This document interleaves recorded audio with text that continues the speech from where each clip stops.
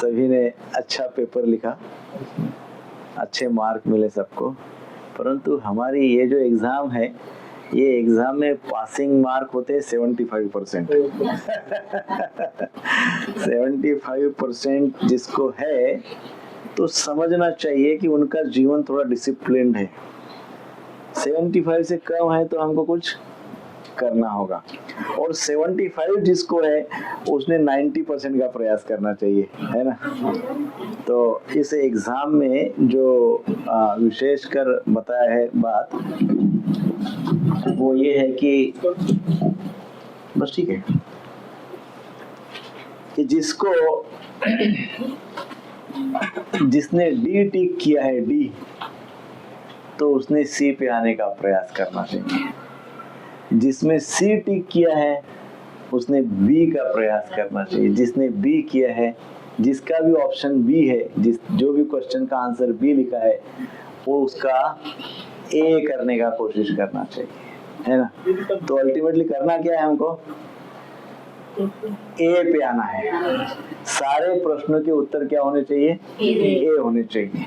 परंतु कुछ प्रश्न ऐसे हैं जिसका ए हो नहीं सकता, तो वो समझ सकते हैं, इसलिए तो 90% बोला है, नहीं तो 100% बोलते हैं, है ना। तो प्रयास करना चाहिए कि हम ए पे आ जाए जल्द से जल्द, क्योंकि जितना हम ज्यादा ए को सिलेक्ट करेंगे उतना हमारे जीवन में डिसिप्लिन एंड कंसिस्टेंसी अर्थात नियमितता हमारे जीवन में आ जाएगी और अनुशासन हमारे जीवन में रहेगा। अनुशासन और नियमितता, डिसिप्लिन एंड कंसिस्टेंसी, यदि ये दोनों हमारे पास है तो हम जीत गए। मनुष्य जीवन पाकर हम मनुष्य जीवन की जो लड़ाई है या मनुष्य जीवन का जो उद्देश्य है, हम मनुष्य जीवन को सफल कर दिए, ऐसा उसका अर्थ होता है। कौन सी दो बातें, डिसिप्लिन एंड कंसिस्टेंसी, अनुशासन और नियमितता। हमको जीवन में अनुशासन, क्यों अनुशासन चाहिए, क्योंकि अनुशासन मनुष्य ही प्राप्त कर सकता है, मनुष्य ही पालन कर सकता है अनुशासन का, जानवर तो नहीं कर सकते। तो इसलिए ये विशेषता है मनुष्य जीवन की, और यदि वो विशेषता हमारे पास नहीं है तो फिर हम मनुष्य की क्वालिफिकेशन नहीं रखते हैं। सो डिसिप्लिन होनी चाहिए, और कब तक होनी चाहिए डिसिप्लिन, तो ऐसा नहीं कि एक दिन 2 दिन 4 दिन कर लिया फिर हो गया, है ना। तो कंसिस्टेंसी, नियमितता, किसी भी विषय में यदि हमको यश चाहिए, सक्सेस चाहिए, तो consistency is very important. Consistently हमको एफर्ट्स लेने पड़ते हैं, नियमितता से हमको प्रयासरत रहना होता है, नियम से रेगुलर रोज प्रयास करना पड़ता है। ऐसे नहीं कभी किया कभी छोड़ दिया तो सक्सेस नहीं मिलेगा। सो सभी जीवन के सारे पहलुओं में ये फॉर्मूला अप्लाई होता है। भौतिक जीवन में भी यदि हम कंसिस्टेंटली कोई कार्य में लगे नहीं रहेंगे तो सक्सेस नहीं मिलेगा। सिमिलरली आध्यात्मिक जीवन में भी कंसिस्टेंटली रोज हम नाम जप नहीं करेंगे तो हमारा नाम जप सार्थक नहीं, कभी किए कभी नहीं किए, कभी किए कभी नहीं किए, तो उसका फल प्राप्त नहीं होगा। सो आध्यात्मिक स्तर पे भी हम जो कुछ करते हैं वो भी हमको कैसे करना है, कंसिस्टेंटली करना है। भौतिक स्तर पे तो पता ही है हमको, भौतिक स्तर पे मान लो बच्चे हैं, उनको अच्छे मार्क लाना है तो उनको थ्रू आउट पूरा एकेडमिक लाइफ कंसिस्टेंटली प्रयास करना है, नियमितता से प्रयास करना है। हमारे जीवन में प्रोफेशनल लाइफ में हमको कुछ अचीव करना है तो हमको कैसा है, थ्रू आउट पूरा लाइफ टाइम कर्म करते रहना होता है। तो इसी प्रकार से हमारे जीवन में दो पहलू बहुत इंपॉर्टेंट है, और जो हम ये सब कुछ कर रहे हैं, एग्जाम वगैरह एंड ये सब पंचकोश वगैरह का जो अध्ययन, ये सब, इसका प्रयोजन क्या है, इसका प्रयोजन है हमारे जीवन में अनुशासन आए और हमारे जीवन में कुछ ऐसी बातें हो जो हम निरंतर करते रहें, जो आवश्यक है। तो इसके लिए हम ये छोटी सी टेस्ट लेने का प्रयास किए हैं। प्रयोजन यही है कि हम उसमें तुरंत आगे बढ़े। अब हमको हमारा स्टेटस पता हो गया है ना, एग्जाम के मार्क मिलने के बाद सबको अपना अपना स्टेटस पता हो गया तो हमको क्या करना है, उसमें जिसमें हमने बी लिखा उसमें, जिसमें भी हो सकता है ए में आने का प्रयास करें, जिसमें सी लिखा उसको बी में आने का प्रयास करें, और डी लिखा है उसने सी पे आने का प्रयास करें, step by step. These are all little steps, हम ये नहीं करेंगे जो भी आपने कुछ लिखा होगा सीधा ए पे आ जाइए, ये नहीं, ये संभव नहीं है। तो हमको कैसे करना है, डी से सी, सी से बी एंड बी से ए का प्रयास करना है। सो मुझे पूरा विश्वास है कि आप सब करेंगे।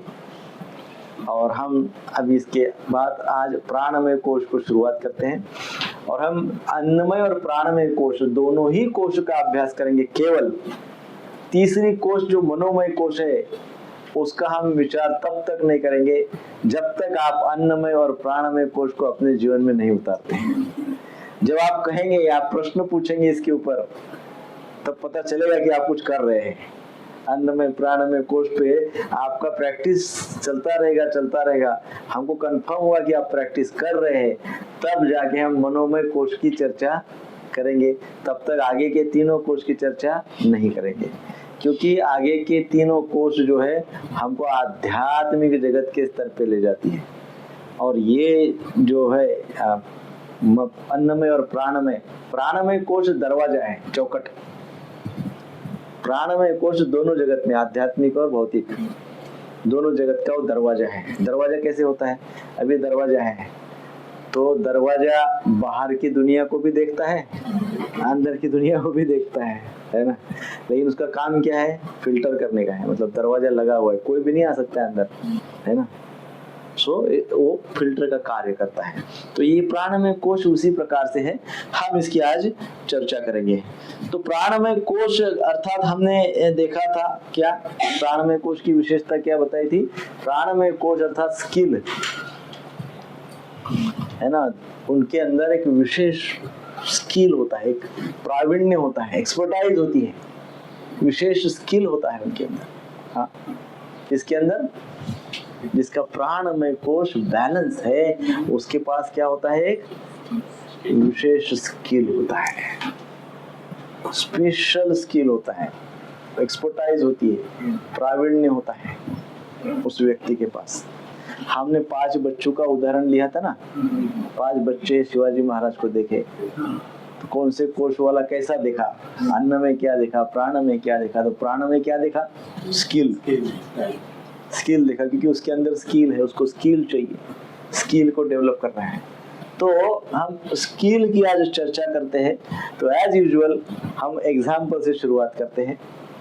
तो यहाँ पे आज हम उदाहरण लेंगे। लास्ट टाइम हमने शिवाजी महाराज का उदाहरण लिया था, इस बार हम पृथ्वीराज चौहान का उदाहरण लेंगे, है ना। पृथ्वीराज चौहान सब जानते हैं कथा। सो हम बहुत विस्तृत नहीं, परंतु सब जानते ही है। सो ये ऐसे एक राजा थे, महान पराक्रमी राजा थे। ये पृथ्वीराज चौहान ने सुल्तान शहाबुद्दीन घोरी को मार दिया था। ये बड़ा सुल्तान था शहाबुद्दीन घोरी।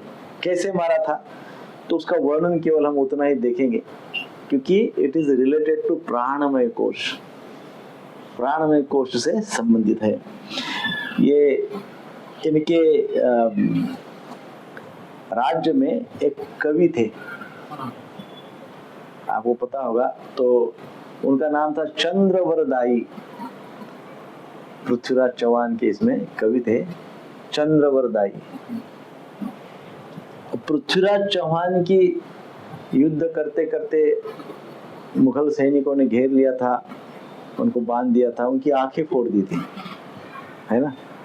परंतु मुगलों को बड़ा गर्व था, तो वो पृथ्वीराज चौहान को इस प्रकार अंधा देखकर उनका उपहास कर रहे थे ये सब शहाबुद्दीन घोरी वगैरह के सरदार लोग। और शहाबुद्दीन घोरी अपने सिंहासन पे, खुले आसमान में सिंहासन पे बैठा था, और पृथ्वीराज को सामने उनको अंधा करके छोड़ दिया था। पृथ्वीराज चौहान को अंधा करके छोड़ दिया था। तो जो चंद्रवरदाई है कवि, वो चंद्रवरदाई पूरा सिनेरियो देखे, पूरा सीन देख रहे थे। वो सुल्तान सिंहासन पे बैठा है, उपहास कर रहा है, उसके बड़े सरदार सैनिक लोग पृथ्वीराज चौहान के ऊपर हंस रहे हैं, और पृथ्वीराज चौहान अपने शस्त्र तो लिए हुए हैं लेकिन अंधे हैं। तो चंद्रवरदाई ने उस समय एक कविता बोली, छोटी सी कविता। वो कविता में कहते हैं, क्या कहते हैं, अष्टबास 64 गज अंगुल, अष्ट प्रमाण ता पाछे सुल्तान है मत चुके चौहान। वो मेजरमेंट बता रहे हैं कविता में, क्या 8 बास 64 गज अंगुल अष्ट प्रमाण, इतना ही बोला। और फिर क्या कहता, ता पाछे सुल्तान है, उसके बाद सुल्तान बैठा हुआ है। और फिर क्या कह रहा है, मत चुके चौहान, चौहान तुम चूकना मत, ऐसा ऐसा वो बैठा हुआ है, चूकना मत अपने निशान में। तो इतना, केवल इतनी जानकारी पृथ्वीराज चौहान के लिए मोर देन सफिशिएंट, भरपूर जानकारी थी इतनी। तो उस समय हम जानते हैं कि पृथ्वीराज चौहान ने इस डिस्टेंस को सुन लिया और उतने ही डिस्टेंस पे उन्होंने बाण से प्रहार कर दिया। उन्हें ऐसा शक्ति, उतना ही शक्ति लगाया और उतनी ही दिशा को साध लिया अपना निशाना, और बरोबर वो शहाबुद्दीन घोरी है वो उसके सीने में बाण चला गया। ये एक्सपर्टाइज थी पृथ्वीराज चौहान की। क्यों? प्राणमय कोश, प्राणमय कोश इज सुपर बैलेंस्ड। तो इतना स्किल व्यक्ति के पास होता है जब व्यक्ति की प्राणमय कोश बैलेंस होती है। ये बहुत ही हम इसका उदाहरण अपने जीवन में बार बार इंस्पिरेशन के लिए, मोटिवेशन के लिए ध्यान में रख सकते हैं। दूसरे भीष्म पितामह, भीष्म पितामह इतने समय तक बाणों की शैया में लेटे रहे, इतना खून बह गया परंतु फिर भी जीवित थे। क्यों? भले ही रक्त निकल गया परंतु प्राण तो रखे, पंच प्राण को नियंत्रित करके रखे, नियमित करके रखे, है ना। और अर्जुन ने एक पानी का बाण इस प्रकार से लगा हुआ था कि वो पानी उनको मिलता था, जब भी चाहे था पानी मिल जाता था, जल मिलता था। सो इस प्रकार से हम देखते हैं कि प्राणमय कोश इतना व्यक्ति को स्ट्रेंथ देता है, शक्ति देता है। ये जो प्राणमय कोश है ये स्थूल शरीर और सूक्ष्म शरीर दोनों को बांध के रखता है। प्राणमय कोश क्या करता है? स्थूल शरीर, ग्रॉस बॉडी जो दिखती है, स्थूल शरीर और सूक्ष्म शरीर। सूक्ष्म शरीर क्या है? मन, बुद्धि, अहंकार, ये सूक्ष्म शरीर है। तो ये प्राणमय कोश, ये प्राण क्या करते हैं? ये अपने शरीर को, स्थूल शरीर को, ये पंचभूत से बना हुआ शरीर जिसमें ये सब अस्थि है, मांस है, रक्त है, ये शरीर को मन, बुद्धि, अहंकार के साथ अटैच रखता है, बाइंडिंग फोर्स, उसके क्लोज रखता है, उसको एक साथ रखता है ना। कौन? प्राणमय कोश। सो व्यक्ति का दृढ़ता, यदि किसी व्यक्ति के पास डिटर्मिनेशन है, स्किल एंड डिटर्मिनेशन, तो समझना चाहिए इसका प्राणमय कोश बैलेंस्ड है। स्किल एंड डिटर्मिनेशन, दृढ़ता है, स्किल भी है और दृढ़ता भी है, तो प्राणमय कोश उसका एकदम बैलेंस्ड है। और क्योंकि उसके पास दृढ़ता है तो कभी कोई कार्य में यदि असफलता भी आ गई तो क्योंकि दृढ़ है तो जब तक सफलता नहीं आती है वो व्यक्ति लगा रहता है। ये किसका उदाहरण है? प्राणमय कोश के व्यक्ति का है। सो कभी भी हम प्राण को देखे नहीं, अभी तक देखा है किसी ने? प्राण दिखता नहीं है। प्राण क्या है? सटल लेवल है, कि सूक्ष्म स्तर का एलिमेंट है, घटक है, दिखता नहीं है, सूक्ष्म स्तर पे है।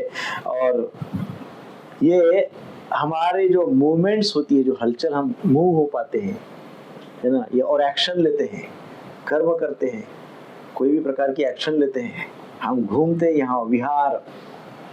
पहला जो कोश था वो आहार के लिए था, दूसरा जो ये कोश है ये विहार। इसमें क्या दिखता है एक्शन में? विहार। विहार यानी यहाँ वहां घूमना, movements. So movement and activity. प्राणमय कोश का और एक फंक्शन क्या है?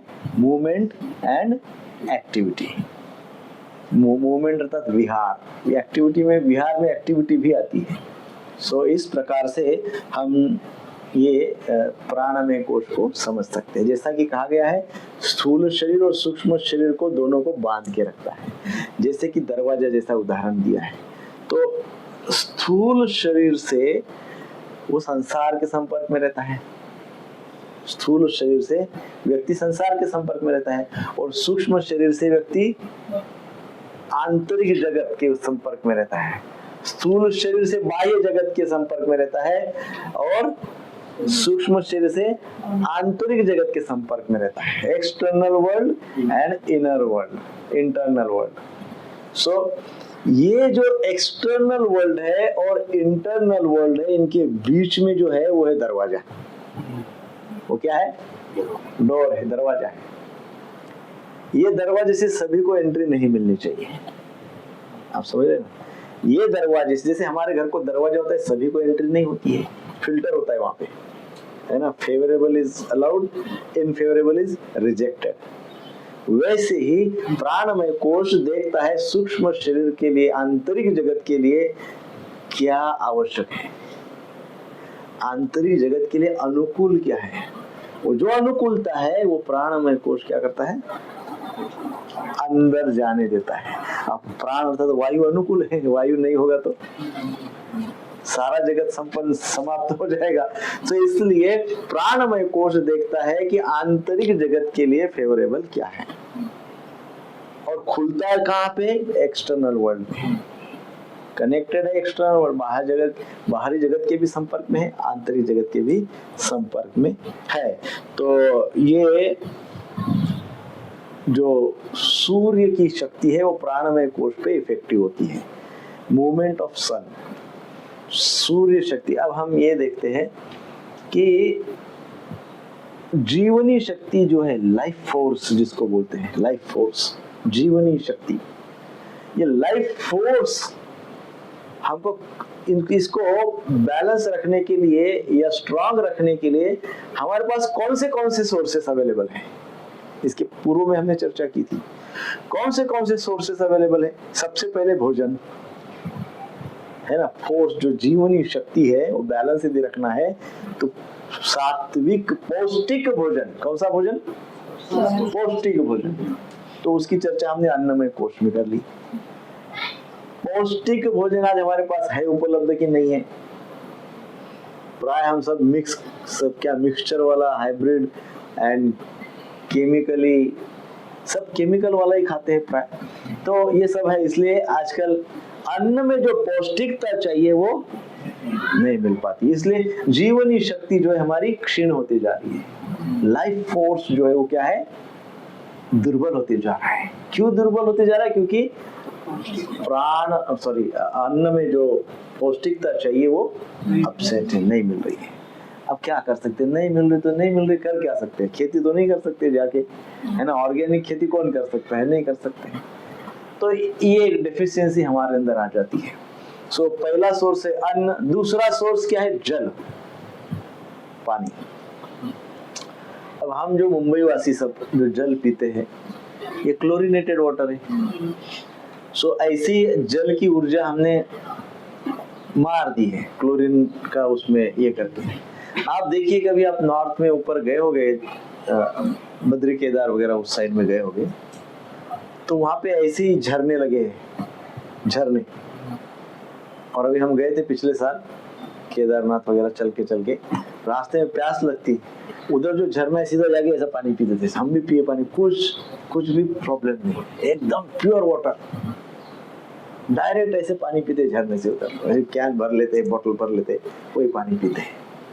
इतना सुंदर, उसमें पूरी जीवनी शक्ति है, सत्व है, पौष्टिकता है ना। परंतु हम जो पानी पीते हैं वो कौन सा है? क्लोरीनेटेड वाटर है। तो इसमें जो सत्व है में भी उसमें कुछ आवश्यक घटक होंगे, परंतु जो सत्व शक्ति है जल की वो मिसिंग है। तो वो जो हमारा दूसरा लाइफ फोर्स का सोर्स है वो भी मिसिंग हो गया। अब तीसरा फोर्स हमारे पास जो उपलब्ध है वो है सनलाइट। लेकिन कितने लोग सनलाइट को प्राप्त करते हैं? कौन रोज सुबह उठ के सनलाइट में जाता है? जाता है कोई? जाते हैं, वेरी गुड।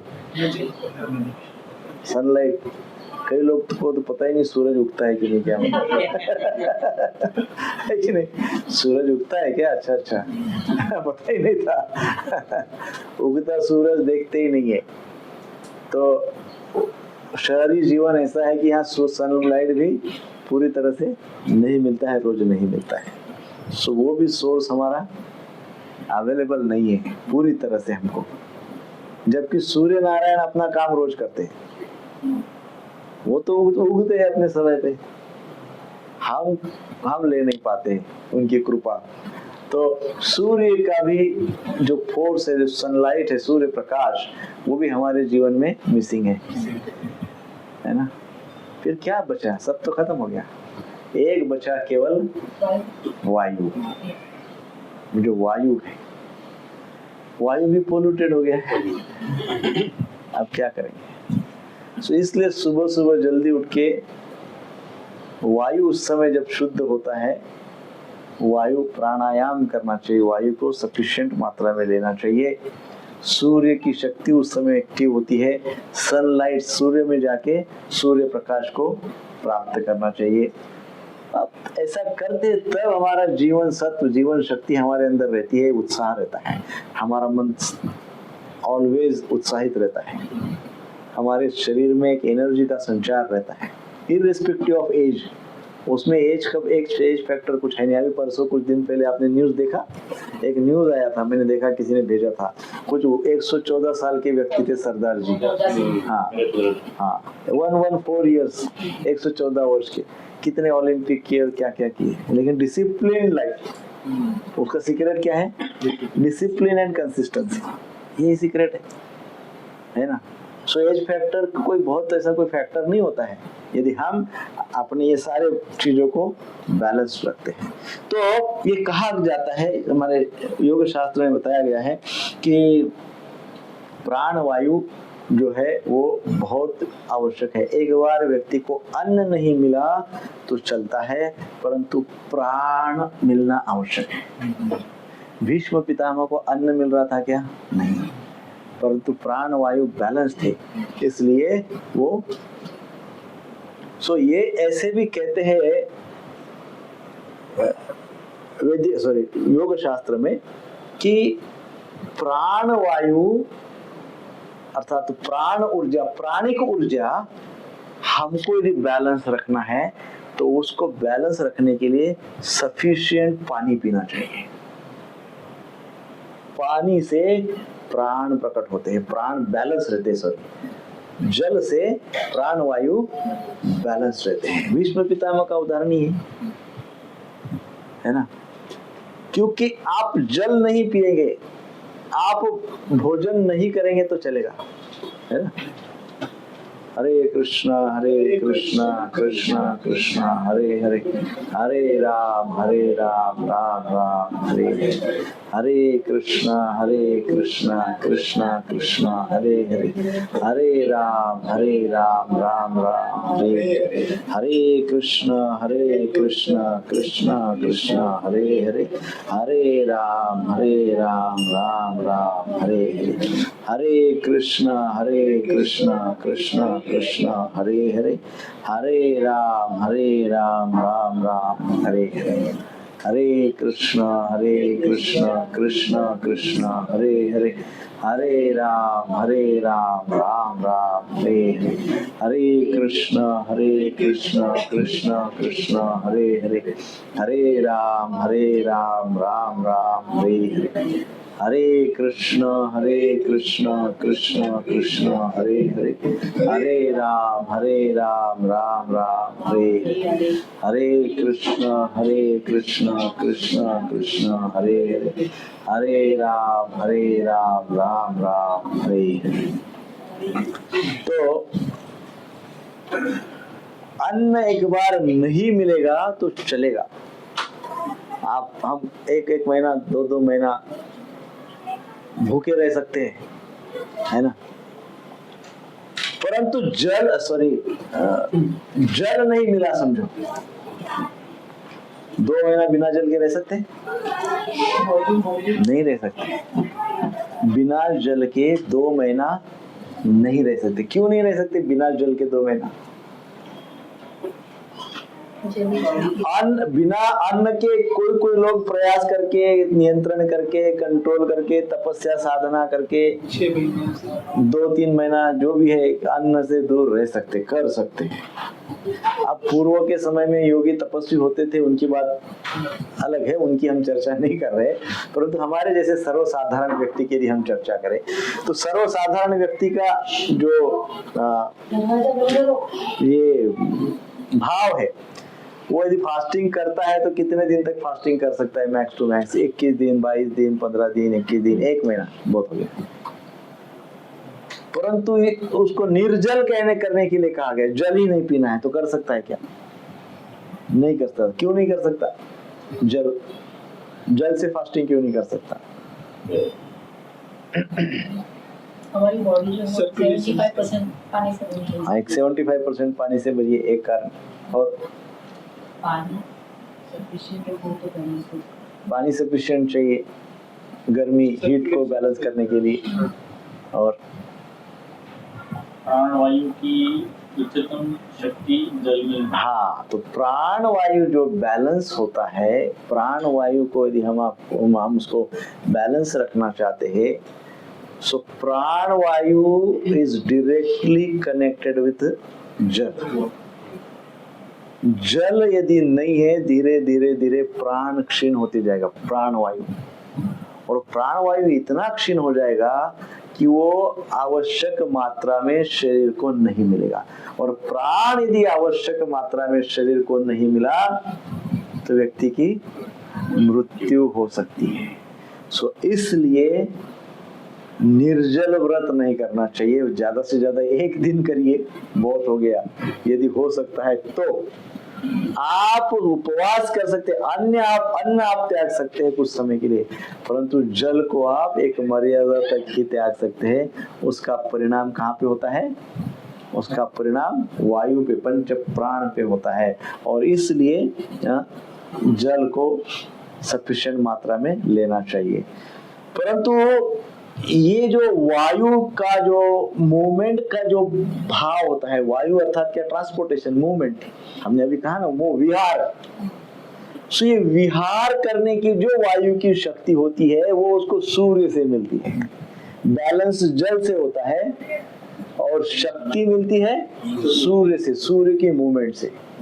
सूर्य की मूवमेंट होती है ना, sun is a source of energy, हम जैसा बोलते हैं। तो कौन सी एनर्जी का? पंच प्राण का सोर्स है ना।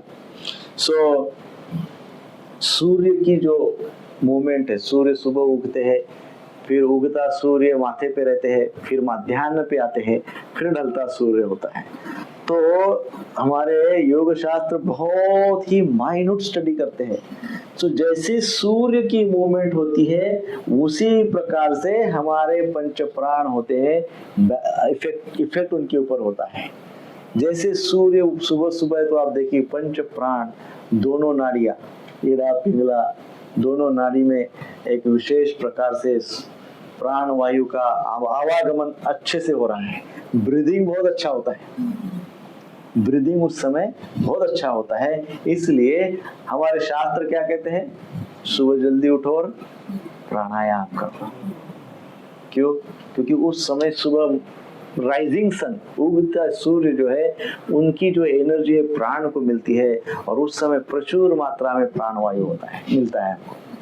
पूरी तरह से शरीर ऑक्सीजनेटेड हो जाता है, शरीर कंप्लीटली ऑक्सीजनमय हो जाता है। और यदि शरीर ऑक्सीजनमय हो जाता है तो किसी भी प्रकार के इन्फेक्शन होने के चांसेस कम है ना। कभी भी कोई शरीर में समस्या होती है, विशेषकर गांठे हो जाना है ना, सब इन्फेक्शंस होता है, तो इसका मूल कारण बताया गया है योग शास्त्र में कि उसका कारण है ऑक्सीजन की कमी। सो ऑक्सीजन सफिशिएंट मात्रा में चाहिए। तो वो ऑक्सीजन सफिशिएंट मात्रा में कब मिलता है? तो पंच प्राण, ऑक्सीजन मतलब बहुत छोटी बात है, ये पंच प्राण है। पंच प्राण सफिशिएंटली कब मिलता है, प्रचुर मात्रा में कब मिलता है? जब सूर्य की उसको शक्ति प्राप्त होती है। सूर्य की शक्ति उगते सूर्य राइजिंग सन में पूर्ण रूप से प्राप्त होती है। तो इसलिए क्या होता है? सूर्य का प्राणमय कोश के ऊपर डायरेक्ट प्रभाव पड़ता है। तो आप देखिए, जो लोग स्किल्ड होते हैं, जो स्किल्ड होते हैं, उनके पास विशेष स्किल होता है। वो कहते हैं ना, क्या उनको कहते हैं 5 AM क्लब। आपने सुना, पढ़ा है बुक 5 AM क्लब, ये सब एक किताब है। सो उसमें उसका क्या मीनिंग है, ये जो सक्सेसफुल स्किल्ड बिलियनरीज मिलियनरीज ये सब जो होते हैं, they have some skill, but उनकी विशेषता है कि वो 5 बजे उठ जाते हैं और सूर्य की शक्ति को प्राप्त करते पूर्व में भी वो प्राणायाम नहीं करते होंगे या करते भी होंगे, परंतु क्योंकि वो सूर्य के संपर्क में आते हैं, सुबह सुबह उठकर बिस्तर पे लेटते नहीं, उठ जाते हैं, पूरी तरह से एक्टिव हो जाते हैं और सूर्य की शक्ति का प्राण के रूप में पूर्णतः उपयोग कर लेते हैं। सो इसलिए प्राणमय कोश को बैलेंस करना है तो हमारा विहार अच्छा होना चाहिए और उसमें सबसे पहले आता है सूर्य का आशीर्वाद। सूर्य, इसलिए हमारे संस्कृति में पहले के समय सूर्य को अर्घ्य देते थे। What does it means? कोई भी सूर्य को अर्घ्य नहीं देते थे, उगते सूर्य को अर्घ्य देते हैं, उसको इंपॉर्टेंस है। अब तो हम जब उठते हैं तब अर्घ्य दे देते हैं, वो बात अलग है परंतु अर्घ्य देने की विधि सुबह उगते सूर्य को अर्घ्य दे। उससे क्या होता है? उससे प्राण बैलेंस होता है, सफिशिएंट मात्रा में प्राण वायु प्राप्त होता है। जो पंच प्राण हमारे अंदर है वो एक एनर्जी उनको प्राप्त हो जाती है, वो बैलेंस्ड हो जाते हैं, हमारे जीवन में उत्साह आता है ना? सो इस प्रकार से और एक प्रोसीजर भी है, दूसरी पद्धति से भी हम सूर्य शक्ति को प्राप्त करते हैं। दूसरी कौन सी पद्धति है? दूसरी पद्धति है ये सूर्य की जो शक्ति सुबह से लेकर शाम तक, ये सारी की सारी शक्ति एब्जॉर्ब करते हैं। कौन? प्लांट्स, पौधे, वनस्पति। ये क्या करती है? सूर्य की जो शक्ति है, किरणें, सूर्य प्रकाश उसको आप एब्सॉर्ब कर लेती है, रिसीव करती है और फिर उनके अंदर होता है फोटोसिंथेसिस, है ना? एक फोटोसिंथेसिस प्रोसेस होती है, वो सूर्य की शक्ति को वो डाइजेस्ट कर लेते हैं, फिर अंकुरित हो जाते हैं, उसके कारण फल आते हैं, फूल आते हैं, अनाज उत्पन्न होता है ना? सो फिर क्या होता है? सो तो जो अनाज है, सीड है, बीज है, वो बीज में सूर्य की संपूर्ण शक्ति स्टोर हो जाती है ना? बीज में सूर्य की शक्ति स्टोर हो जाती है और फिर हम क्या करते हैं? हम वो बीज का अन्न के रूप में उसको प्राप्त करके भगवान को भोग दिखाते हैं। भगवान को बोलते हैं, भगवान क्या आपका चमत्कार है, क्या प्रोसीजर आपने बनाई है। तो सूर्य उगते हैं, प्लांट उसको रिसीव करता है, फिर वो फोटोसिंथेसिस होता है, फिर उसका अनाज होता है, वो पक जाता है, परिपूर्ण हो जाता है और फिर हमको आप उसको देते हैं। Thank you very much. ऐसा थैंक यू बोलने के लिए हम भगवान को भोग लगाते हैं। इतना सब भगवान करते हैं और हम भगवान को भोग नहीं लगाएंगे तो चोरी हो जाएगी। सब कुछ भगवान का है और हम लेके खा रहे हैं, इट मींस हम चोरी कर रहे हैं। तो इसलिए हमारे संस्कृति में नैवेद्य है, तो भगवान को भोग लगा के पाना चाहिए। तो उससे क्या होता है? तो वो अनाज में जो अन्न में सूर्य शक्ति है, वो सूर्य शक्ति के साथ साथ हमारे हृदय में उस सूर्य शक्ति को डाइजेस्ट करने के लिए, सूर्य शक्ति को हमारे पेट में डाइजेस्ट करने के लिए, उसका एनर्जी में कन्वर्जन होने के लिए हमारे पास कृतज्ञता होनी चाहिए। क्या होनी चाहिए? ग्रेटिट्यूड नहीं होगा तो हमारा डाइजेशन बिगड़ जाएगा। हाँ, और इसलिए भी दूसरा कारण हमारे आध्यात्मिक शास्त्र हमको बताते हैं कि भगवान को भोग लगाकर ही पाना चाहिए। क्यों? क्योंकि एक तो उसमें कृतज्ञता है, दूसरी बात है हम चोरी नहीं कर रहे, जिसका है उसको दिखा के खा रहे, जिसका है उसको मांग कर पा रहे हैं। किसका है? भगवान का है, भगवान को मांग कर पा रहे हैं। तो इस प्रकार से भगवान को भोग दिखाकर पाना चाहिए। और फिर इस प्रकार से हम अन्न प्राशन करते हैं, अन्न खाते हैं, प्रसाद के रूप में खाते हैं और अन्न खाने से फिर हमारा शरीर बनता है ना? देखो, अब सूर्य शक्ति हमारे शरीर को भी बनाती है और सूर्य शक्ति हमारे प्राणों को भी बनाती है। 2 बातें हो गई। कौन सी 2 बातें? शरीर से बनाती है, शरीर को अन्न के माध्यम से बनाती है और प्राण को मूवमेंट के माध्यम से बनाती है ना? सूर्य मूव होता है, उसके अनुसार हमारे प्राण पे उसका इफेक्ट होता है। तो दोनों को, अब तीसरी शक्ति है जो हम अन्न खाते हैं उसको डाइजेशन करने का भी सूर्य शक्ति से होता है। अब हम इसके आगे यदि समय मिला तो हम उसकी चर्चा करेंगे। हमारा जो पेट है, ये पेट आपने सुना होगा सप्त चक्र वगैरह, 7 चक्र होते हैं। तो ये जो पेट में जो एनर्जी, 7 जो एनर्जी के पॉइंट है, एनर्जी सेंटर्स बोलते हैं हमारे बॉडी में, ऐसे तो बहुत सारे हैं, मे बी मोर देन 108 इतने चक्र हमारे शरीर में है, परंतु मुख्यत्वे 7 चक्रों का हम अभ्यास करते हैं। तो जो पेट का जो एनर्जी केंद्र है, शक्ति केंद्र है, वो शक्ति का स्थान पेट का वो है डाइजेशन का। और वो डाइजेशन का कार्य कौन करता है? सूर्य शक्ति। पुनः हीट नहीं होगी, अग्नि नहीं होगा पेट में, तो डाइजेशन कैसे होगा? और अग्नि प्रदान करने का कार्य करता है कौन? हम लोग कहते हैं, आपने सुना होगा, पिंडी ते ब्रह्मांडी, ब्रह्मांडी ते पिंडी। जो कुछ ब्रह्मांड में है वो हमारे पिंड में, हमारे शरीर में है। तो ब्रह्मांड में सूर्य है कि नहीं? है। तो शरीर में भी सूर्य है पेट के स्थान पे। जो पेट का स्थान है, उदर का स्थान है, वो सूर्य की शक्ति से प्रभावित है।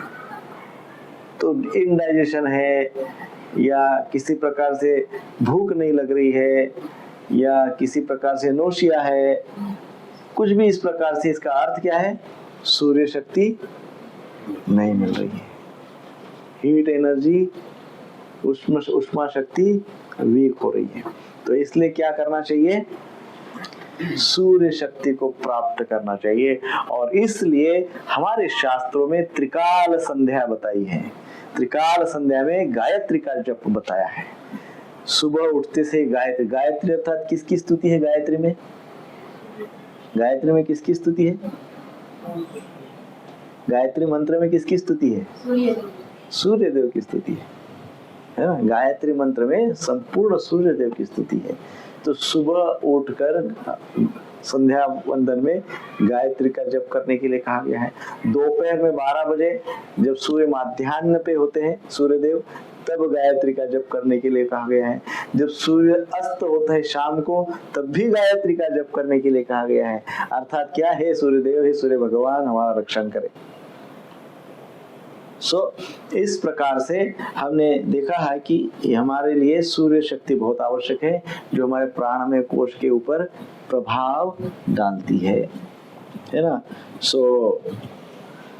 फंक्शन क्या है प्राणमय कोश के? प्राणमय कोश कार्य क्या करता है? तो जैसा कि अभी हमने कहा, फिजिकल रिप्रेजेंटेशन, हमको जो भौतिक दृष्टि से जो हमको पता है, जो दिखता है कि प्राणमय कोश डायरेक्टली किसका प्रतीक है, तो बताया गया है ब्रीदिंग, श्वासोश्वास, श्वास उच्छ्वास। ये this is a physical manifestation of प्राणमय कोश। फिजिकल मैनिफेस्टेशन ऑफ प्राणमय कोश इज व्हाट? ब्रीदिंग। ब्रीदिंग अर्थात प्राणमय कोश, ऐसा आप समझ सकते हैं, परंतु ब्रीदिंग मीन्स प्राणमय कोश ही है ऐसा नहीं है, और भी बहुत कुछ है प्राणमय कोश में। परंतु ब्रीदिंग ये फिजिकल रिप्रेजेंटेशन है। हमको प्राणमय कोश को फील करना है, तो कैसे फील होगा? ब्रीदिंग के माध्यम से, है ना, ब्रीदिंग के माध्यम से। इसीलिए उसको प्राणायाम, प्राण आयाम बोला गया। अब जब तक शरीर में प्राण है तब तक शरीर है। जब शरीर में प्राण नहीं है, शरीर समाप्त हो जाता है अपने आप। यदि कोई डेड बॉडी है तो आप कुछ भी ना करें तो भी वो डेड बॉडी अपने आप डिके हो जाती है, समाप्त हो जाती है। क्यों समाप्त हो जाती है? उसमें प्राण नहीं है। प्राण क्यों नहीं है? क्योंकि उसमें चेतना नहीं है। चेतना क्यों नहीं? क्योंकि उसमें आत्मा नहीं है। तो मूलतः क्या है? आत्मा नहीं है, इसलिए चेतना नहीं है, इसलिए प्राण नहीं है, इसलिए शरीर नश्वर हो जाता है, नष्ट हो जाता है ना। सो इस प्रकार से हमने देखा कि सूक्ष्म शरीर स्थूल शरीर को एक साथ रखने का कार्य प्राणमय कोश करती है। प्राणमय कोश से शरीर जीवित रह सकता है।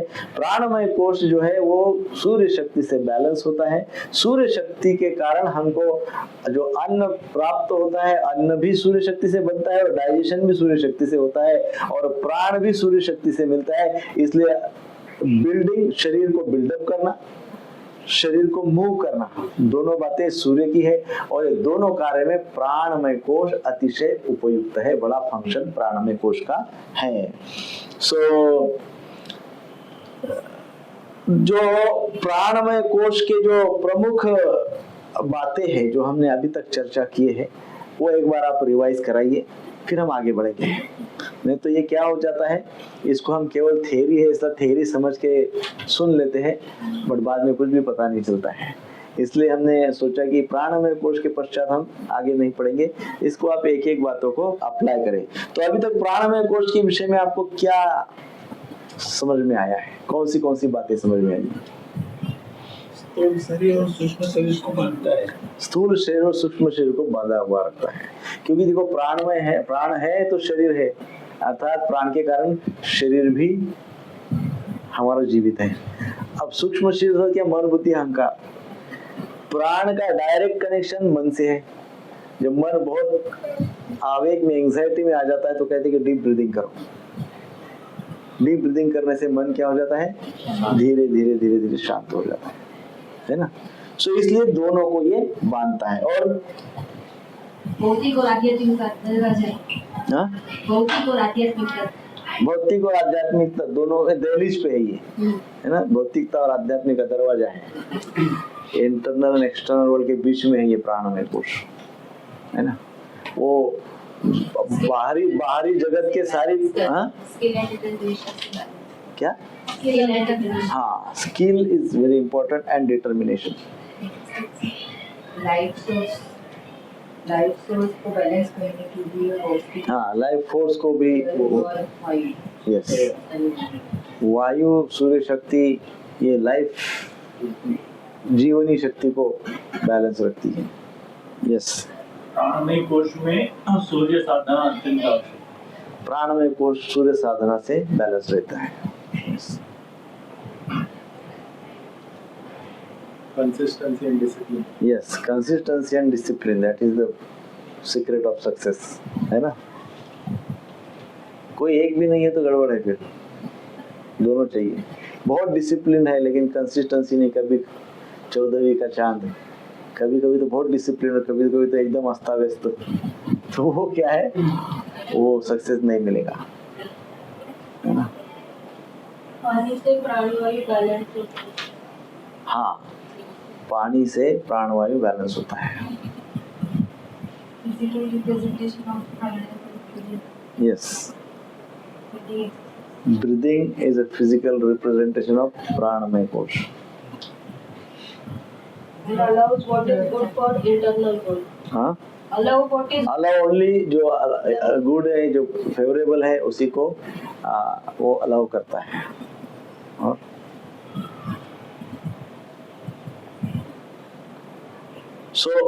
इस प्रकार से हमने देखा कि प्राणमय कोश ये डोर है, डोर का काम है फेवरेबल को अलाउ करना, इनफेवरेबल को नॉट अलाउड, और दूसरा काम है दोनों को सेपरेट रखना, दोनों को सेपरेट रखना। कौन से दोनों को?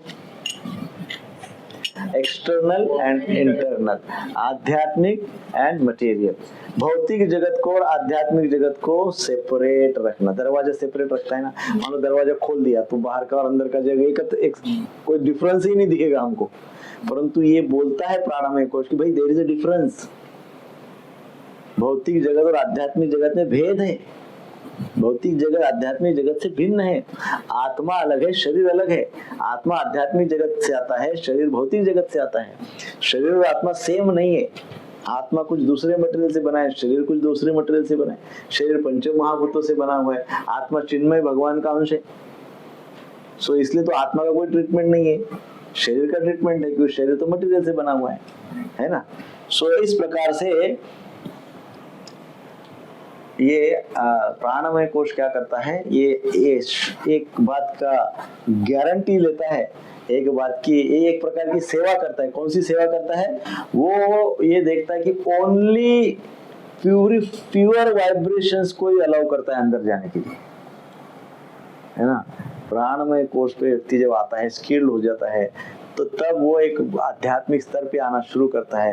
तब वो क्या करता है कि वो ओनली जो प्योर वाइब्रेशन है उसी को अंदर तक, आत्मा तक, चित्त तक, कॉन्शियसनेस तक जाने देता है। प्राणमय कोश, है ना, उतना स्किल उसमें आ जाता है, उतना डिटर्मिनेशन, स्किल उसके अंदर आ जाता है। इस प्रकार से वो फिल्टर करता है। सो इसके कारण होता क्या है, इसके कारण हमारा जो सूक्ष्म शरीर है, मन, बुद्धि, अहंकार, ये नरिश होते हैं, उनको पौष्टिक आहार मिलता है। यदि हम प्राण को नियंत्रित रखते हैं, बैलेंस रखते हैं, प्राणायाम करते हैं, तो ये हमारे मन बुद्धि के लिए पौष्टिक आहार है। किसके लिए? प्राणमय कोश यदि बैलेंस है, इट मीन्स हमारा सूक्ष्म शरीर सुदृढ़ है। प्राणमय कोश यदि इम्बैलेंस है, तो इसका अर्थ है हमारा सूक्ष्म शरीर बीमार है। हमने पहले स्थूल शरीर का देखा, स्थूल शरीर के लिए, पूरा अन्नमय कोश के लिए सब कुछ हमने देखा कि कैसा बैलेंस रख सकते हैं, वो हो गया स्थूल शरीर की बातें। अब दूसरा शरीर हमारे पास है सूक्ष्म शरीर। सूक्ष्म शरीर में क्या आता है? मन, बुद्धि, अहंकार, तीन बातें आती है। कौन सी? मन, बुद्धि और अहंकार, ये तीन बातें आ जाती है। ये तीन बातों का भरण पोषण कौन करता है? प्राणमय कोश। कौन सा कोश?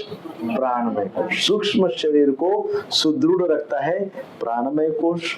भौतिक शरीर को जो दिखता है उस शरीर को सुदृढ़ रखता है अन्नमय कोश। तो अन्नमय और प्राणमय ये भौतिक जगत की बातें हैं। सूक्ष्म शरीर है, परंतु फिर भी वो आध्यात्मिक शरीर, आध्यात्मिक जगत नहीं है। वो आध्यात्मिक जगत के केवल दरवाजा है, संपर्क में है ना। अभी दरवाजा है, दरवाजा बाहर जगत का पार्ट नहीं है।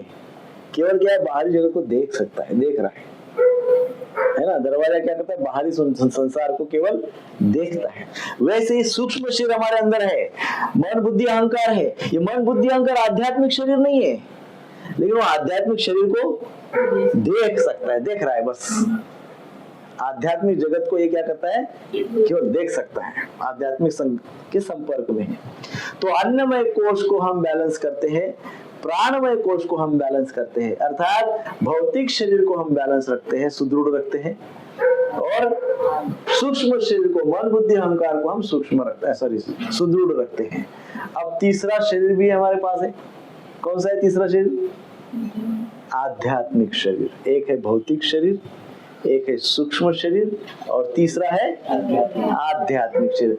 आध्यात्मिक शरीर अर्थात आत्मा, सोल, जो भगवान का अंश है। ऐसे हमारे पास तीन शरीर है। कितने शरीर है? तो जब हम कहते हैं कि पर्सनालिटी, हम जो पर्सनालिटी की बात करते हैं, है ना, वे कहते हैं कि क्या पर्सनालिटी जबरदस्त है ना, बहुत अच्छी पर्सनालिटी है, व्यक्तित्व। जब हम व्यक्तित्व की बात करते हैं तो उस व्यक्तित्व में ये तीनों पर्सनालिटीज आ जाती है। तीनों कौन सी तीन? भौतिक, सूक्ष्म, आध्यात्मिक। भौतिक में कौन आता है? पूरा शरीर। सूक्ष्म में कौन आता है? मन, बुद्धि, अहंकार। और आध्यात्मिक में कौन आता है? आत्मा। अभी हमको पर्सनालिटी डेवलपमेंट के कोर्स के लिए जाना है, समझो।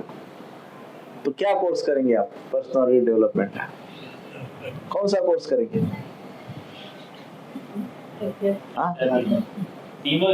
तीनों जरूरी है। आजकल पर्सनालिटी डेवलपमेंट कौन सी होती है? आजकल पर्सनालिटी डेवलपमेंट का जो कोर्सेस होते हैं, लोगों को बताया जाता है कि ऐसा पर्सनालिटी, वैसा पर्सनालिटी, वो पूरा का पूरा भौतिक स्तर की बात होती है। इसलिए व्यक्ति की पर्सनालिटी थोड़े समय तक तो डेवलप वो करने का कोशिश करता है, हो भी जाता है थोड़ा बहुत, लेकिन लंबे समय तक वो पर्सनालिटी टिकती नहीं है, डेवलप नहीं होती है। तो डेवलप कब होती है पर्सनालिटी? जब आप भौतिक, सूक्ष्म और आध्यात्मिक तीनों स्तर पे पर्सनालिटी को डेवलप करेंगे। केवल एक से काम नहीं चलेगा। परंतु जो लोग आध्यात्मिक व्यक्तित्व को पूर्ण विकसित करते हैं उन लोगों का वो लोग यशस्वी हो सकते हैं। क्यों? क्योंकि वो एक इस प्रकार के एक डिवाइन पावर को, डिविनिटी को अपने अंदर एक्टिवेट कर देते हैं कि फिर उनका डिपेंडेंसी कम हो जाता है बाहरी जगत में, क्योंकि वो अपने अंदर दिव्य तत्व को एक्टिवेट कर देते हैं। तो दिव्य तत्व को एक्टिवेट करने से फिर उनका ऐसे ही भौतिक और सूक्ष्म शरीर से इतना उनका रिलेशन नहीं रहता है। अब हमारे जैसे लोगों के लिए प्राय हम देखिए हमको क्या करना चाहिए, हमको हमारे शरीर को बैलेंस रखना चाहिए, हमारे अन्नमय कोश को बैलेंस रखना चाहिए, हमारे स्थूल शरीर को पुष्ट रखना चाहिए। पुष्ट यानी निरोगी या एक विशेष उत्साह के साथ रखना चाहिए। बीमारी तो आती है जाती है, तो हमको क्या करना चाहिए, उत्साह कायम रखना चाहिए। तो उत्साह कैसे कायम रहेगा? प्राणमय कोश से। सो शरीर, मन, बुद्धि, अहंकार और आत्मा। अन्नमय कोश शरीर के लिए, प्राणमय कोश सूक्ष्म शरीर के लिए, मनोमय, विज्ञानमय और आनंदमय तीनों कोश आध्यात्म के लिए। Material body, subtle body and spiritual body, हमारे तीन शरीर हैं। यदि मुझे किसी ने पूछा कि भाई आपकी पर्सनालिटी क्या है बताइए, तो मैं ये कहूंगा कि मैं 60 किलो का एक व्यक्ति हूँ, अमुक अमुक मेरा नाम है, तो ये मेरा परिचय गलत है। परिचय क्या होगा? मेरी पर्सनालिटी क्या है? तो मैं 60 किलो का एक मनुष्य तो हुई हूँ जो दिख रहा हूँ, परंतु मेरे पास मन, बुद्धि, अहंकार भी है। मेरी एक मानसिक, बौद्धिक एक व्यक्तित्व भी है, मेरी मेंटल एंड इंटेलेक्चुअल पर्सनालिटी भी है, और मेरी एक स्पिरिचुअल पर्सनालिटी भी है। इतनी मेरी पर्सनालिटीज है। जब मैं ये जान गया तभी समझना चाहिए कि मैं अपने आप को जान गया।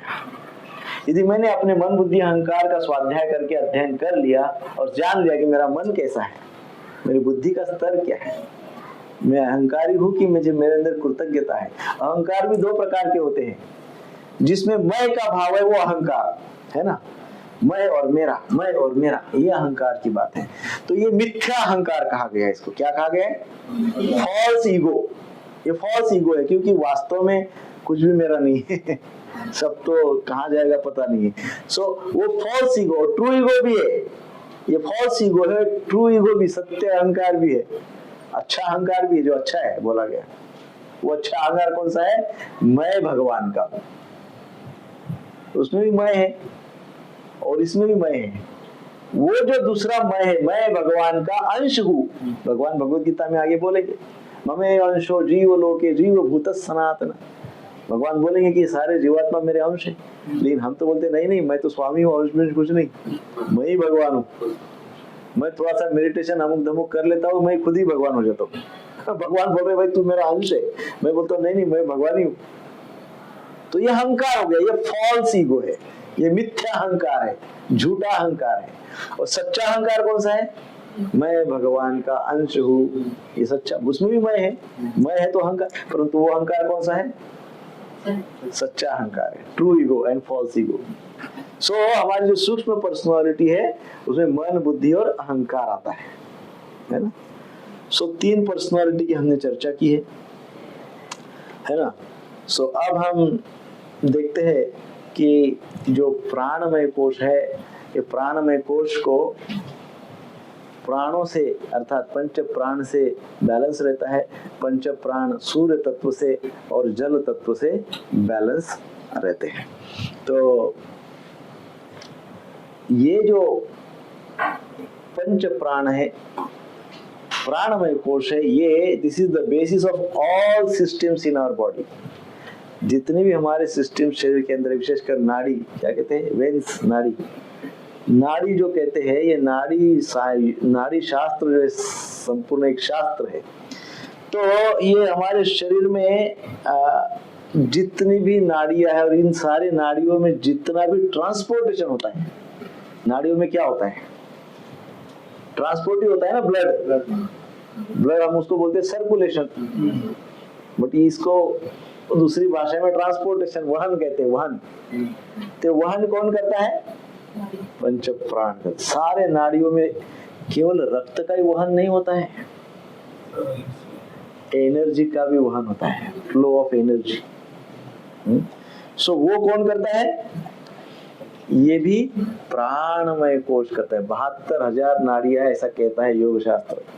72,000 नाड़ियों में ब्लड सर्कुलेशन के साथ साथ एनर्जी भी फ्लो होती है, और उस ब्लड को और एनर्जी को फ्लो करने के लिए जो सेवा लिए है वो कौन करते हैं? अन्नमय कोश। अन्नमय कोश वो कार्य करते हैं। सो इसका अर्थ है जो हमारी नाड़ी है वो नाड़ी दोनों शरीर को धारण करती है। कौन से? स्थूल शरीर और सूक्ष्म शरीर। हमारा जो बॉडी है, बॉडी को भी नरिश करती है नाड़ी, और सूक्ष्म शरीर को, क्योंकि एनर्जी फ्लो होता है, तो एनर्जी फ्लो होता है तो सूक्ष्म शरीर को भी वो धारण करती है। तो जो नाड़ी शास्त्र है, नाड़ी है 72,000 नाड़ी है ऐसा बोलते हैं। मैंने कहीं से सुना था, किसी ने बोला था कभी कि पूरे वर्ल्ड में, पूरे संसार में जितना टेलीफोन का लाइन्स है पूरे वर्ल्ड में, उतनी हमारे शरीर में नाड़ियां हैं। जो 72,000 बोला गया है ना, वो एक बोली भाषा का प्रयोग हो सकता है, अर्थात कि इतनी ज्यादा, इतनी सारी नाड़ियां हैं, उसका अर्थ ये हो सकता है। अभी किसी ने एक एक तो गिनी नहीं होगी, बट वो कहा गया, किन्हीं आचार्यों को साक्षात्कार हुआ होगा कभी, या कोई मेडिकल साइंस में कुछ प्रोग्रेस हुई होगी, पता नहीं। बट हमारे जैसे के लिए समझने के लिए कि it means there are so many नाड़ियां। कितनी नाड़ियां? तो बोले पूरे संसार में जितना टेलीफोन लाइन है उतना नाड़ियां हमारे शरीर में। कैन यू इमेजिन कितना है? इतनी सारी नाड़ी हमारे शरीर में है। तो उसमें हम 2 नाड़ियों का विचार करते हैं जिससे प्राणमय कोश डायरेक्टली प्रभावित होता है। एक है इड़ा नाड़ी और एक है पिंगला नाड़ी। इड़ा और पिंगला, ये 2 नाड़ियों का नाम है, इड़ा पिंगला। लेफ्ट नॉस्ट्रिल से जो हम लेते हैं वो इड़ा हो गई, और जो राइट नॉस्ट्रिल से हम लेते हैं वो पिंगला हो गई। वो नाड़ी का नाम है। ये प्रमुख नाड़ियां है, एक इड़ा, एक है पिंगला। इसको इड़ा नाड़ी को चंद्र नाड़ी कहते हैं, पिंगला को सूर्य नाड़ी कहते हैं। इड़ा पिंगला, चंद्र नाड़ी और सूर्य नाड़ी। और दोनों के बीच में जो सबसे प्रमुख नाड़ी है उसको सुषुम्ना कहते हैं। और वो जो नाड़ी है वो एक स्पिरिचुअल एनर्जी का फ्लो रखती है। उसके अंदर कौन सा फ्लो होता है? स्पिरिचुअल एनर्जी फ्लो होती है। कौन सी? Spiritual energy, that is most important. So left nostril से इड़ा अर्थात चंद्र की शक्ति, राइट नॉस्ट्रिल से पिंगला नाड़ी है अर्थात सूर्य की शक्ति। जब चंद्र का स्वभाव क्या है? शीतलता। चंद्र का क्या स्वभाव है? शीतलता। सूर्य का स्वभाव क्या है? उष्णता। शीतलता और उष्णता। जब शरीर में ठंडी भर जाती है, कोल्ड, ठंडी हो जाती है, शरीर में एकदम शिवरिंग होता है, तो कौन सी नाड़ी को एक्टिवेट करना चाहिए? सूर्य नाड़ी को एक्टिवेट। तो ओनली राइट नोस्ट्रिल से breathe in and breathe out करना चाहिए। थोड़ी देर करेंगे ब्रीद आउट एक ही नोस्ट्रिल से एक विशेष स्पीड के साथ, तो अपने आप थोड़ी देर में शरीर को गर्मी का अनुभव होगा, है ना। और यदि बहुत ज्यादा गर्मी लग रही है तो चंद्र नाड़ी को एक्टिव। और देखो भगवान की इतनी बड़ी कृपा है और इतना सुपर मैकेनिज्म है कि ये दोनों अपने अपने टाइम पे बरोबर एक्टिवेट होती है। ये दोनों नाड़ियों का एक्टिवेट रहने का एक टाइम है, और उस समय पे वो दोनों नाड़ियां अपने अपने समय पे बरोबर एक्टिवेट होती है। और जिस समय तीसरी नाड़ी सुषुम्ना एक्टिवेट होती है उस समय आध्यात्मिक कार्यकलाप करना चाहिए। और वो सुषुम्ना एक्टिवेट होती है, वो होता है ब्रह्म मुहूर्त का समय। उस समय सुषुम्ना नाड़ी एक्टिवेट होती है। कहा जाता है उस समय यदि आप स्पिरिचुअल एक्टिविटी में हो तो आपको साक्षात्कार भी हो सकता है। उस समय साक्षात्कार भी हो सकता है, इतना पावर है उस सुषुम्ना नाड़ी का। अब आपका प्रसाद लेने का टाइम हो गया, 1:30 बज रहा है, बहुत भूख लगी है। भूख के लिए क्या करना चाहिए? क्या किसकी आवश्यकता है? सूर्य। उष्णता पेट में उष्णता होगी तभी तो अन्न डाइजेस्ट होगा ना। अग्नि तत्व होगा पेट में एक्टिवेट, तभी तो जो खाएंगे उसको डाइजेस्ट कर पाएंगे। तो अब हमको प्रसाद लेना है तो प्रसाद लेने के 10-15-20 मिनट पहले क्या करना चाहिए? प्राणायाम करना चाहिए। कौन सा? राइट नोस्ट्रिल से ही ब्रीदिंग करना चाहिए। Breathing, breathe in breathe out, only right nostril से थोड़ी देर करो। क्या होगा? पेट में सूर्य शक्ति एक्टिवेट हो जाएगी। अब फिर प्रसाद लो, डाइजेशन हो जाएगा, है ना। तो ऐसा नहीं कि भाई मुझे तो अभी बहुत शक्तिशाली होना है तो मैं 1 घंटा सूर्य नाड़ी का है करता हूँ फिर खूब 2-4 प्लेट खूब खा लेता हूँ क्योंकि अब तो सूर्य नाड़ी एक्टिवेट है, अब तो कुछ भी डाइजेस्ट हो सकता है। ऐसा नहीं है, ऐसा नहीं है। प्रत्येक व्यक्ति के अंदर जो पंच महाभूत का कॉम्बिनेशन है ना, प्रत्येक व्यक्ति के अंदर, है ना, पृथ्वी, जल, अग्नि, वायु और आकाश, ये तत्व प्रत्येक व्यक्ति के अंदर भिन्न भिन्न है, डिफरेंट है ना। इसलिए प्रत्येक व्यक्ति का स्वभाव भिन्न है, प्रत्येक व्यक्ति का खान पान उसका मर्यादा है ना। कोई अमुक खा सकता है, कोई तमुक नहीं खा सकता, कोई इतना ही खा सकता है, कोई उतना खा सकता है, तो उसको मर्यादा कहा गया है। तो अपने मर्यादा में रहकर जब हम इस प्रकार से सूर्य नाड़ी को एक्टिवेट करते हैं तो शरीर के अंदर, पेट के अंदर उष्णता एक्टिवेट होती है और फिर वो उष्णता एक्टिवेट होने से हम अन्न को डाइजेस्ट कर सकते हैं, है ना। इस प्रकार से ये पंच प्राण का विशेष महात्म्य है। पंच प्राण और साथ साथ प्राणमय कोश। सो प्राणमय कोश को एक्टिवेट करना अतिशय आवश्यक है। उससे हमारा डाइजेशन भी ठीक होता है, फूड भी डाइजेस्ट होता है, एनर्जी भी बनती है।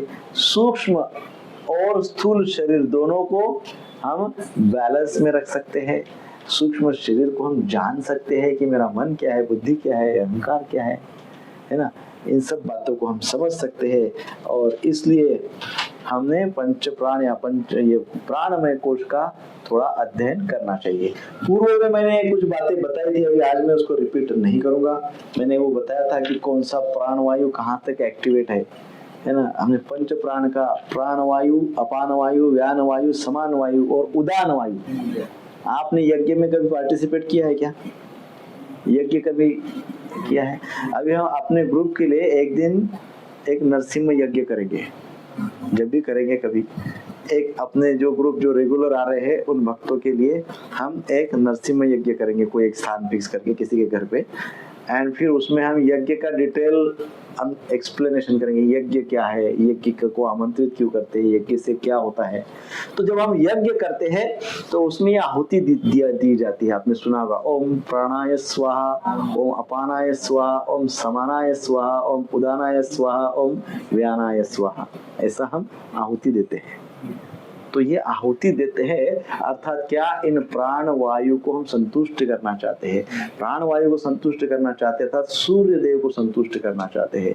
और दूसरे कौन है? वरुण देव को हम संतुष्ट करना चाहते हैं। जल तत्व और अग्नि तत्व को हम संतुष्ट करना चाहते हैं। सो इस प्रकार से वो यज्ञ का बड़ा डिटेल एंड डीप मीनिंग होता है और it is directly related to our personality also. हमारे व्यक्तित्व के साथ संबंधित है वो डायरेक्टली। हम लोग बहुत सारी चीजों के लिए बहुत कुछ ढूंढते रहते, सॉल्यूशन ढूंढते रहते हैं, परंतु हमारे शास्त्रों में इतने डीप आंसर्स दिए हुए हैं, वेरी डीप, एकदम रूट तक हमको ले जाते हैं, वैज्ञानिक प्रमाण के साथ है। सो इसलिए हमको वो समझना, जानना, उसका जानकारी रखना बहुत आवश्यक है। फिर जब जानकारी होगी तब हम कभी ना कभी अपने जीवन में उतारेंगे, आचरण में लाएंगे। परंतु जानकारी नहीं होगी तो फिर तो कोई प्रश्न ही नहीं है आचरण में लाने का। सो इसलिए इन बातों को हमने समझना चाहिए। सो अब हम आते हैं टेस्ट पे,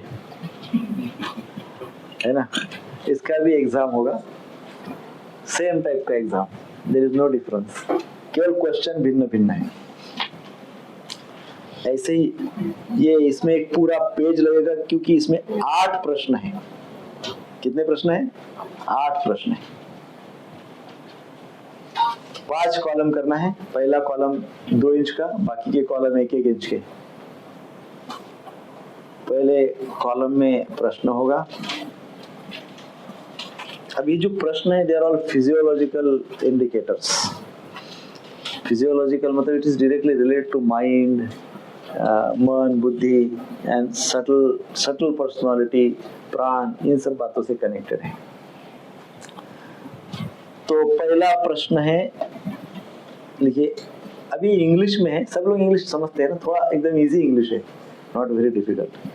आई स्लीप एट नाइट।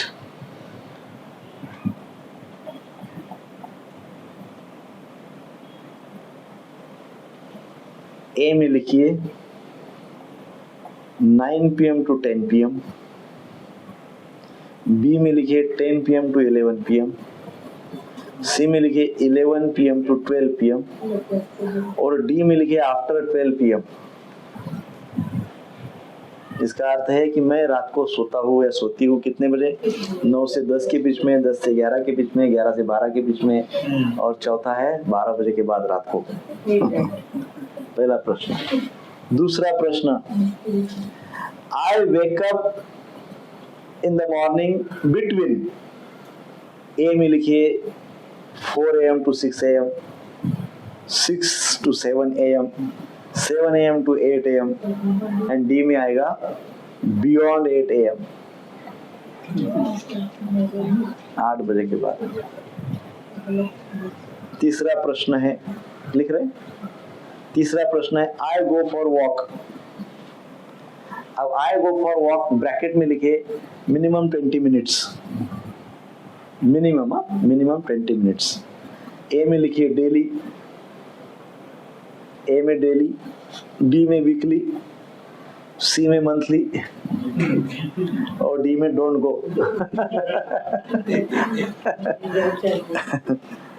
अभी इसको रोक सकते हैं प्रभु जी, ये रिकॉर्डिंग बंद कर दो, रात नहीं जाएगा। ये मुकदमा